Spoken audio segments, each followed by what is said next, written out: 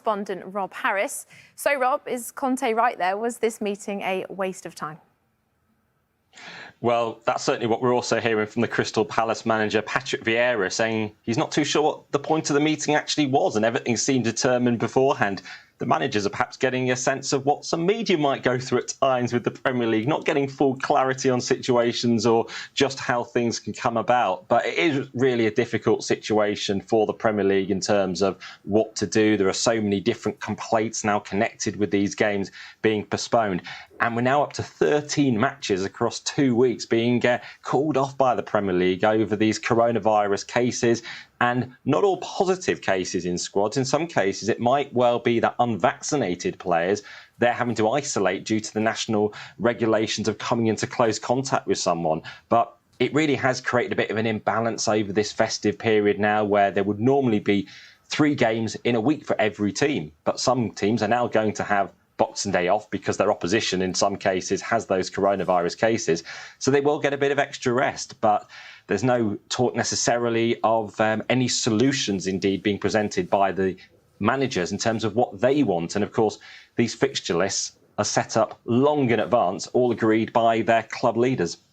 Speaking of managers, Man City's boss, Pep Guardiola, suggested that players could perhaps go on strike. Do you think there's any chance of that happening?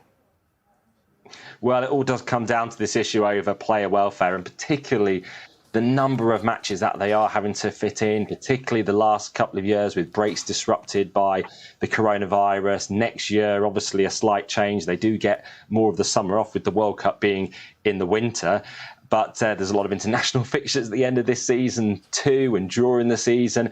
It's very unlikely to see how the players can go about launching a strike. There's no sort of unified set of demands even at this stage. And again, it's the chief execs, the chairs of the clubs who do sit round the Premier League boardroom table. They decide long in advance what are the TV slots going to be, how many games are going to be sold through the year to be shown on television in the UK, and when should fixtures be. So Jordan Henderson, the Liverpool captain's been expressing concerns too, just about the burden put on players. And it's not just the physical burden on their bodies, but the mental burden too, with so many top-level competitive games and so few slots even as we look towards the end of the season in midweek to even fit all these games in. Burnley are now going to have 4 games in hand after this weekend due to those postponements. And on top of all this, we're coming at the back of the end of a week when FIFA's been talking yet again about trying to get biennial World Cups rather than every 4 years. So that would be an extra additional